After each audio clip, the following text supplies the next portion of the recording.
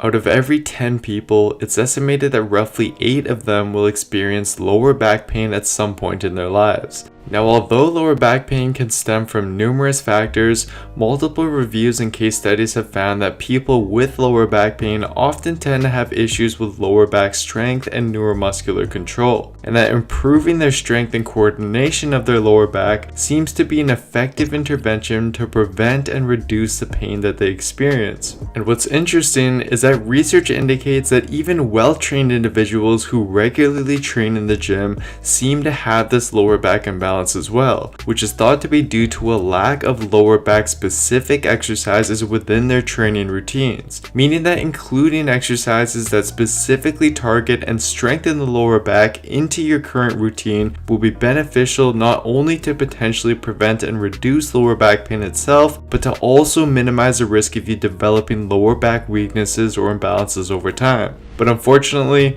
most people who attempt to do so go about doing it the wrong way and either end up choosing the wrong exercises or they'll implement and perform them in the wrong way, which all just worsens the situation. Take a look at the commonly performed Superman exercise, for example, where both the arms and legs move into extension. Although this does activate the lower back muscles quite well, research by Dr. Stuart McGill at the University of Waterloo has actually found that it also causes roughly 6,000 newtons of spinal compression. And given that the National Institute for Occupational Safety and Health actually recommends the lower limit of spinal compression to be just 3,300 newtons, we can clearly see how a commonly performed lower back exercise like the Superman can actually worsen the issue by creating a ton of excessive compression on the spine. In this video though, I'll clear everything up for you and show you how to properly and safely strengthen your lower back with a full routine that you can implement right away. First off, before diving into the lower back specific exercises, we need to cover two compound exercises that should ideally make up the bulk of your lower back training, squats and deadlifts. Because these two exercises, especially deadlifts, have been shown in multiple papers to elicit very high activity of the lower back muscles, simply meaning that free weight squats and deadlifts should definitely be a staple in your weekly routine, given that they have not only been shown to be highly effective for lower back strength and hypertrophy, but also because they are easy to overload with weight in order to continue adequately challenging the lower back muscles over time. With that being said though, there are a few problems with squats and deadlifts, which may even explain why we still see lower back weaknesses and imbalances in individuals that perform them regularly. First off, let's just face it, not everybody does them. Secondly though, we know that the heavier you go with these exercises, the greater the activation of the lower back muscles. But the truth is that a lot of people don't perform these relatively heavy enough to actually provide enough stimulus to their lower back. And lastly, for those that do perform them and may go heavy enough with them, multiple studies have also indicated that without proper stabilization of the pelvis,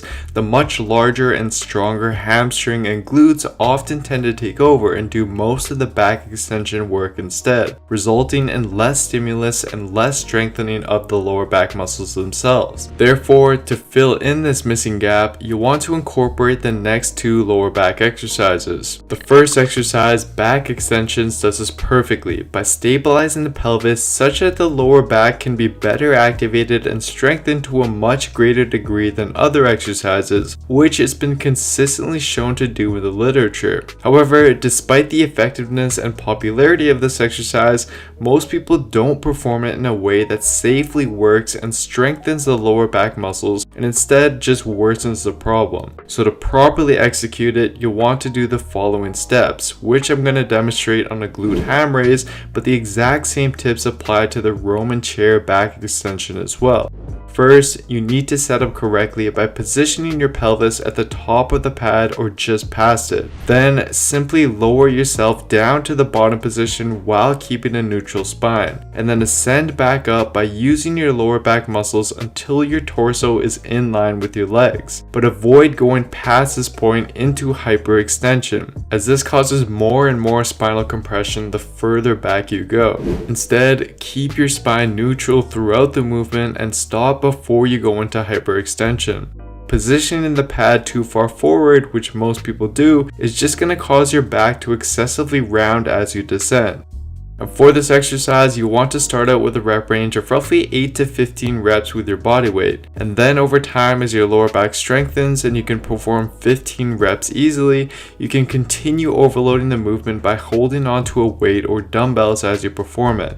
Now, in addition to the previous exercise, you want to also include an exercise that challenges your stability to a greater degree. Because as found in a paper from the Australian Journal of Physiotherapy, although high loading of the back extensors as we've previously done is an ideal way to strengthen them, an additional exercise that demands more stability from the lower back is required in order to selectively emphasize individual muscles that play a greater role in stabilizing the lower back, like the multifidus shown here for example. This is especially important since many people with lower back pain actually do have strong backs, but instead they lack proper coordination and stability of their lower back. And an effective way to improve this is by using the bird dog exercise shown here. Not only does this exercise elicit greater activation of the various stabilizer muscles in the lower back, but it's also been shown to do so with minimal spinal compression. In fact, going back to Dr. Stuart McGill's research, compared to the Superman exercise, this exercise brought out a much safer 2,000 newtons of force on the lower back. But again, it's vital that you perform it correctly. And to do so, you'll want to first get on all fours with your hands under your shoulders, knees under your hips, and your back in a naturally slightly arched position. From here, brace your core and reach with one arm all the way in front of you while simultaneously kicking back with your opposite leg until they're both straight. As you do so, push with your support hand down into the floor so that your upper back pushes off the floor slightly. Hold this top position for 5 seconds or so before returning to the start position